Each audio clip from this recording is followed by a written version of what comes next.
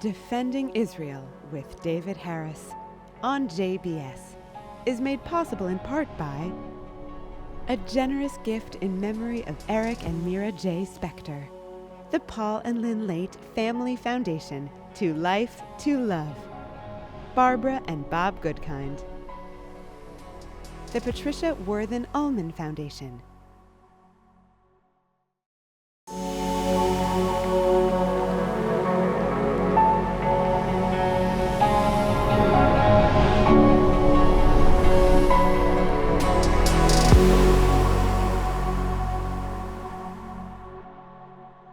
Hello, JBS viewers. I'm David Harris, and this is Defending Israel. Today, no guest. I want to speak from my heart to your heart, from my head to your head, from my soul to your soul. It's been just over 500 days since that fateful moment, October the 7th, 2023. And you know, as some of us remember that day so vividly, others have conveniently forgotten that day. Or they've tried to rewrite history, or they've tried to modify events. But frankly, for those of us who remember and remember clearly, the Nazis had nothing to teach Hamas, given the barbarism, the genocidal intent of Hamas, and what they did on that day, that unforgettable day. And lest we all forget, some 1,200 people were murdered on that day. Now, in American proportional terms, America's 35 times larger than Israel in population, that would be about 42,000 people killed on American soil. Some 250 people were kidnapped. In American proportional terms, that would be just over 8,000 people. And the question becomes, what would the United States have done under those circumstances, much less other countries? Well, in a way, we know what America would have done because we've had other instances. December 7th, 1941, for example, when Imperial Japan attacked the naval base at Pearl Harbor. Hawaii was not yet a state. The Japanese did not deliberately attack schools or nursing homes. They attacked the naval base, and some 3,000 people, servicemen and civilians, were killed. As a result of that attack, in which 3,000 were killed, the United States declared war on Japan and pursued that war for nearly 4 years, only ending that war after the dropping of 2 atomic bombs that completely destroyed Hiroshima and Nagasaki. Or take September 11th, 2001, another day that some of us cannot possibly forget. Some 3,000 people were killed on that day in the 4 attacks. As a result, what did the United States do? It went to war, first on Afghanistan and then on Iraq, the longest wars in American history, extraordinarily costly wars, but the United States nonetheless felt that it had to take the war to the aggressor and destroy the aggressor. The kidnapped? Well, there were no kidnapped victims in Pearl Harbor, nor were there on 9/11. But we had another illustration in American history when some 52 American diplomats at our embassy in Tehran, Iran, were seized with the Khomeini Revolution of 1979. And for just over 1 year, those 52 diplomats were held as hostages by the Iranians. America practically stopped. President Jimmy Carter said at the time that he would not leave the White House until all the Americans were released and safely back home. We had a new television show called Nightline, hosted by Ted Koppel on ABC, which every night focused on the plight of the hostages. Now, think again back to the Israeli numbers. 1,200 translated as 42,000 in American terms, 250 kidnapped, translated as over 8,000. And you begin to understand the enormity, the magnitude of what took place and the necessity for Israel to respond. And of course, all the more so because unlike even the kidnapped victims in Tehran, all of whom were adults and American diplomats, here we had a case of babies being kidnapped, of Holocaust survivors being kidnapped, and everyone in between. So for me, I hope for you, it was crystal clear. There was democratic Israel, which had evacuated Gaza in 2005, removing everything, every soldier, every last residue of settlements, even the graves in the cemeteries that the Jews had created there. Gaza was free for the first time in its history to determine its own destiny. And by the way, people either forget or simply don't want to remember that earlier in its history, Gaza had been occupied by Egypt for a couple of decades. No one spoke about independence for Gaza, sovereignty for Gaza. To the contrary, Egypt imposed harsh military rule on Gaza for those 20 years.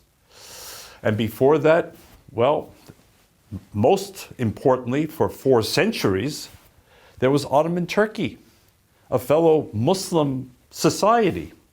Yet in those 400 plus years, whoever spoke about independence for Gaza, sovereignty for Gaza? No one.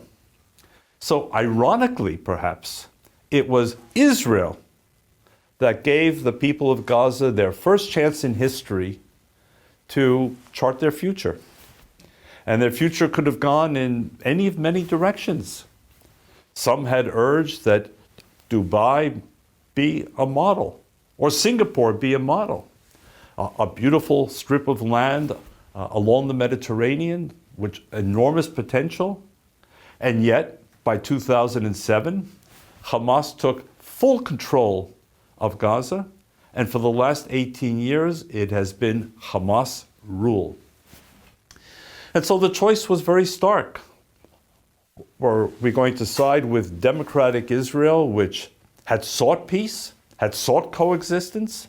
Or were we going to side with barbaric, genocidal, medieval, jihadist Hamas, which was backed, funded, supported, armed, trained by the head of the terrorist snake, Iran, and the banker of the terrorist snake, Qatar?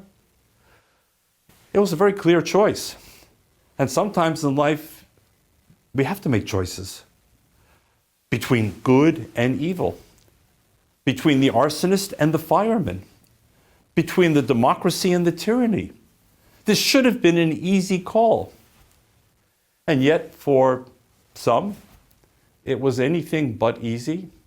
And to our astonishment, as we saw in the West, in many societies, very quickly, the events of October the 7th were forgotten or relativized or distorted, and instead, the clamoring began, the protests, the campus encampments for Hamas, for the genocidal jihadist force.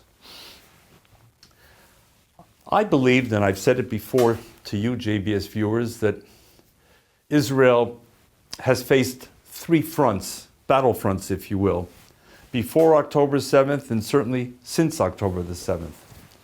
The first is obviously the military front. Israel was caught by surprise. That's still a conversation that has to be had in Israel when the time is right. Exactly what went wrong? Why was the conceptia, the notion that Hamas could not, would not attack, so 180 degrees wrong?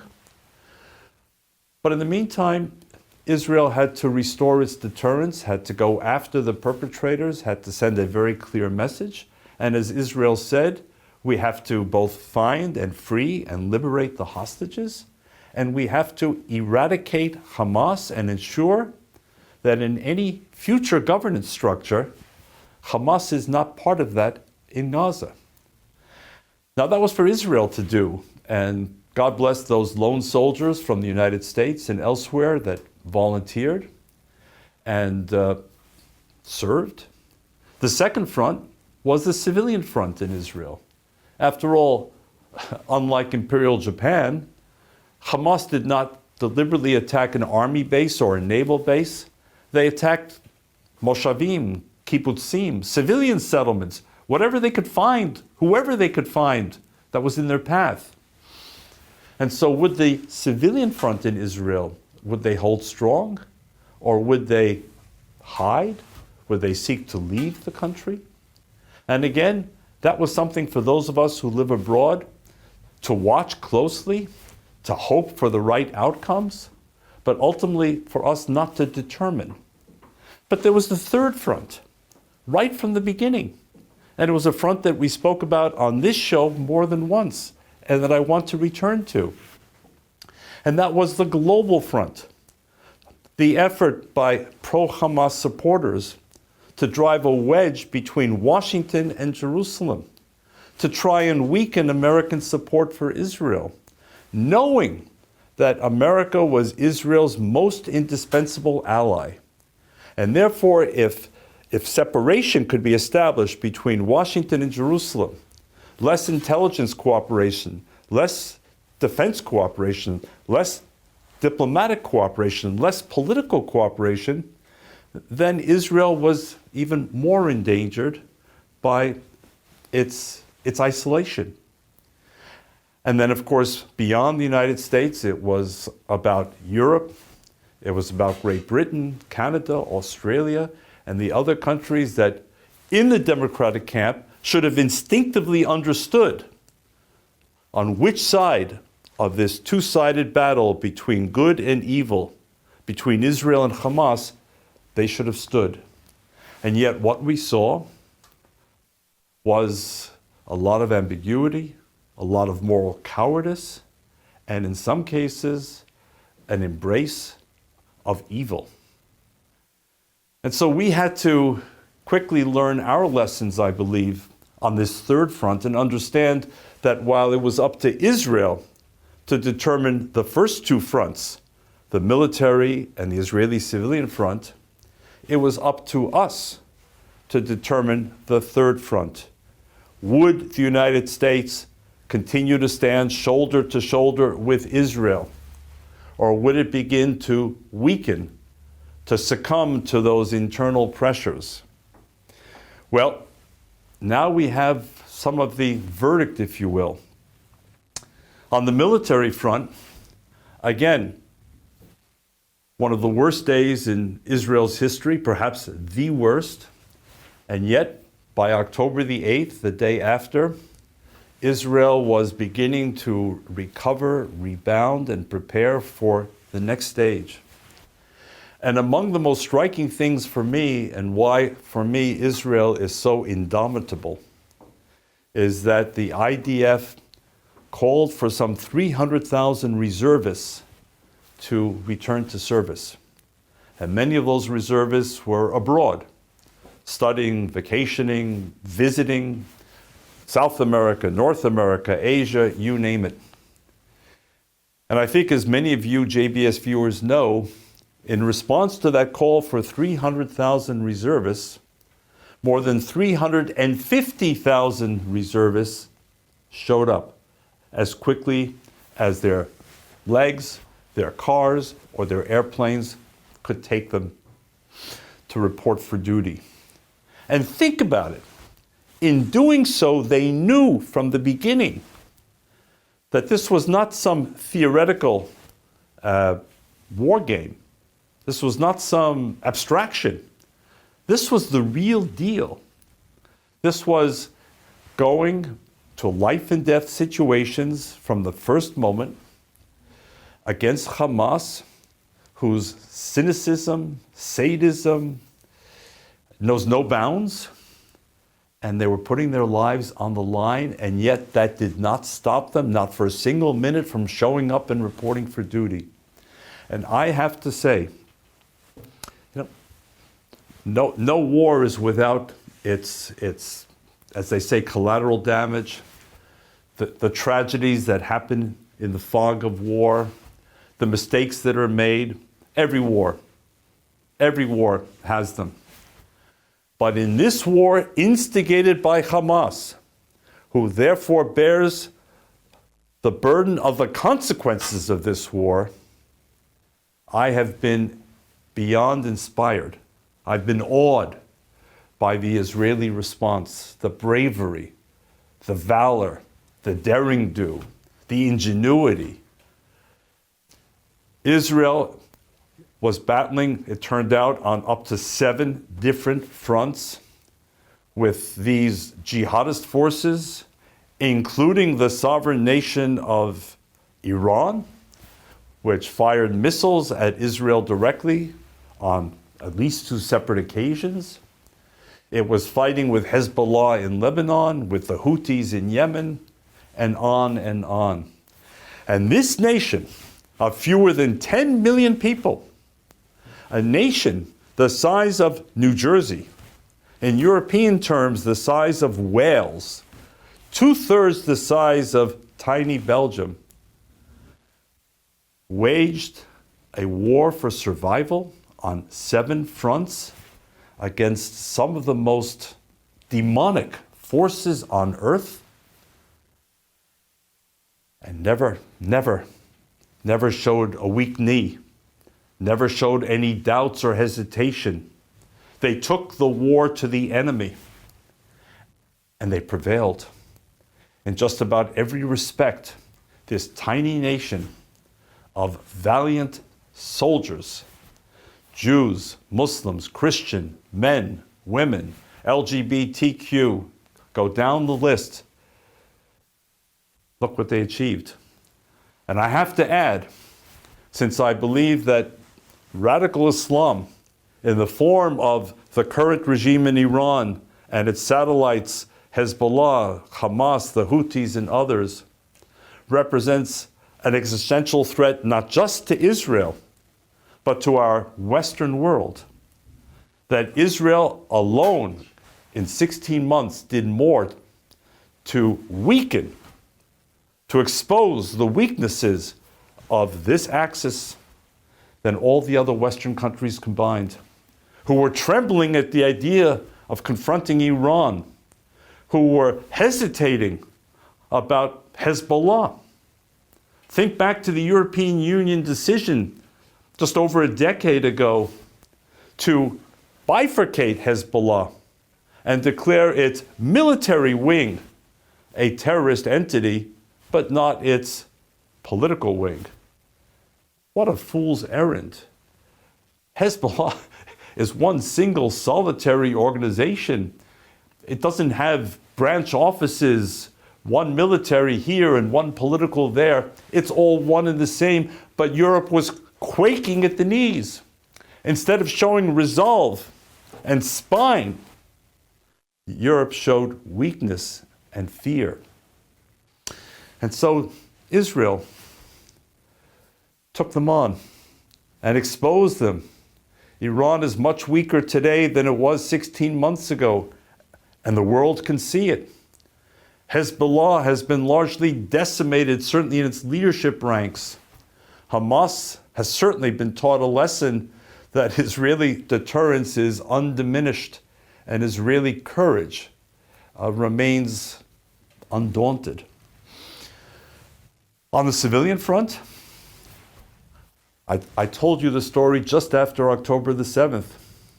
My machutonim, the parents of my daughter-in-law, happened to be visiting from Jerusalem, where they live, to visit their only child and their only grandchildren here in New York City. But the moment October 7th happened, this couple in their 70s, obviously not going back into military service, was on the phone with El Al, begging for 2 seats to get back to Israel because they needed to be there. They wanted to be there. They wanted to open their home in Jerusalem to any soldiers who needed a place to sleep for the night, who needed a Shabbat meal, or maybe just needed people to talk with. And they were far from alone. And that told me about the civilian resilience of people who were life-affirming, who were going to stand up for their country and at the same time continue to live as normal lives as possible, to show no fear, no doubt, no hesitation, to send a crystal clear message to Hamas and its kindred spirits.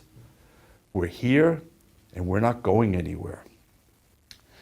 But then there was that third front, and what we saw shocked so many.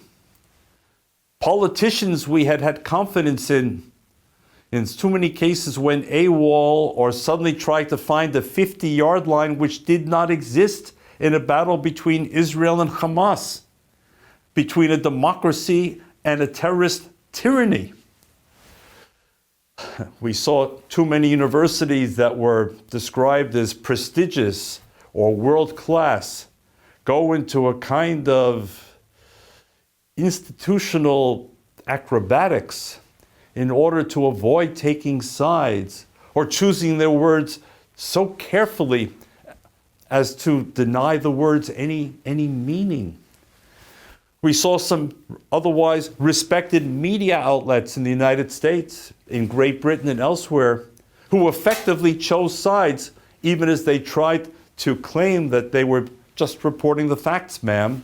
But no, there was editorial slanting in the presentations way too often. From the BBC and The Guardian, which have worldwide audiences, to the New York Times, Associated Press, National Public Radio, and others. We saw what happened. And what about those other vaunted institutions like the United Nations, in which the Jewish people had placed such hope after the Second World War? After all, the United Nations was constructed by the Allied nations after the war in order to try and ensure that the Holocaust would never happen again, and that the world would be a world in the prophetic vision of peace and harmony. The Secretary General of the United Nations, Antonio Guterres, was a huge disappointment, even for people who simply wanted him to be fair-minded, balanced. The United Nations bodies have never once, not once, ever voted to condemn Hamas by name. Not once. Not the United Nations General Assembly, not the so-called United Nations Human Rights Council in Geneva, not once. Special envoys of the United Nations like Francesca Albanese were actually called out by American diplomats, very unusually in that space, as being openly anti-Semitic. And of course, much focus was on UNRWA, which had tried to avoid the spotlight for so many years, but was exposed in piles of evidence that UNRWA had collaborated with Hamas in Gaza. Major questions as well about UNRWA schools and what they were teaching children. Other questions about why Palestinians, generation after generation after generation, continue to enjoy refugee status, so their numbers balloon. Questions about humanitarian assistance and where it was ending up. And speaking of humanitarian assistance, please tell me, in what other wars, including the Second World War, the war on Al-Qaeda, the war on the Taliban, the war on ISIS, in what other war was the victim, in this case Israel, expected to deliver humanitarian assistance to the perpetrator and to be judged by the degree to which it was doing so, even as the intent of the perpetrator, Hamas and its kindred spirits, was the elimination of the state of Israel, the elimination of Israelis, including as many Jews as possible. So what we've seen was such an eye-opener. And we have to draw our conclusions. And the first conclusion is when I meet fellow Jews in particular who begin this conversation about the war by saying, well, you know, David, it's really very complicated. And I say, what's complicated? Well, you know, what about the Palestinian people and what about Gaza? And my answer is, number one, since 1937, when the British administered the League of Nations mandate and the Peel Commission recommended a two-state solution through the United Nations Partition Plan of 1947 and subsequent efforts, including those attested to by President Bill Clinton himself in the last several months, there has been a two-state deal on the table again and again and again, and every single time, the same outcome. Israel says yes, the Palestinians say no. No. And then, hoping that collective amnesia will take place, then go back to the media, too often the accomplice media, and say, but what about the two-state solution? Well, the fact of the matter is that it's not complicated. I'm sorry to say, it's very clear. Israel withdrew from Gaza.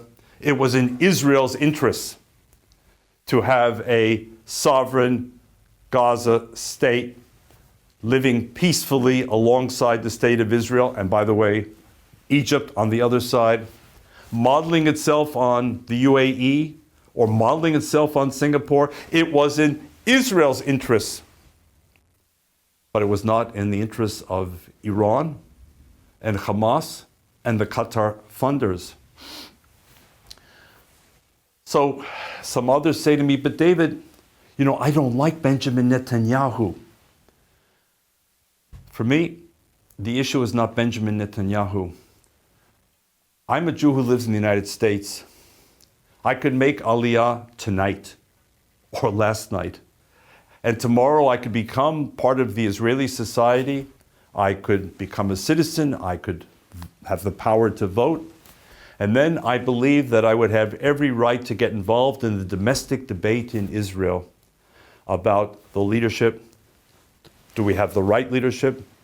Do we need to change the leadership? Should we be protesting? Should we be supporting?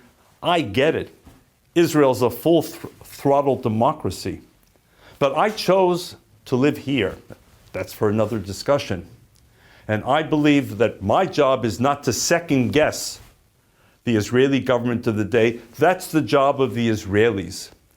My job is to be part of that third front that seeks to ensure that those trying to drive wedges and create fissures in the United States between Washington and Jerusalem do not succeed. And that those who've raised the temperature on anti-Semitism and those who go around chanting from the river to the sea, Palestine will be free, in the name of so-called resistance or so-called liberation, that they do not succeed. That's my job, I believe. And when other Jews say to me, but David, does Israel really have the right to exist? Or maybe it's true what they say about us. Maybe we're just settlers. Ladies and gentlemen, one can go and look at the legitimacy, so to speak, of every nation on earth and find that it's historically been contested. But as far as pedigrees are concerned, Israel's goes back 4,000 years. It goes back to the Hebrew Bible. It goes back to the fact that Jerusalem alone is mentioned more than 600 times in the Hebrew Bible. It goes to the fact that there would be no Christian religion if Jesus, a Judean Jew, had not been born and had not been crucified in the region. And the fact that the Quran mentions the Bani Israel, the children of Israel, their term, not mine, more than 40 times. So, to me, this is crystal clear. I understand what my job is on the third front. I hope you share with me the belief that it is up to us, with friends and allies, both Jews and non-Jews alike, who understand the stakes involved. And lastly, I believe that it's my job to continue to cheer Israel on, support Israel, believe in Israel. And a country, when after a terrorist attack on the shore of Tel Aviv at the Dolphinarium some 24 years ago, in which some 20 young people were murdered again by terrorists, put up a sign shortly after the attack and said, "They will not stop us from dancing." The Dolphinarium was a discotheque. That nation, 4,000 years old, that nation that won't stop dancing, is a nation with a very bright future, and one I could not be more proud to support. Dear JBS viewers, this is David Harris defending Israel, and looking forward to seeing you again next week.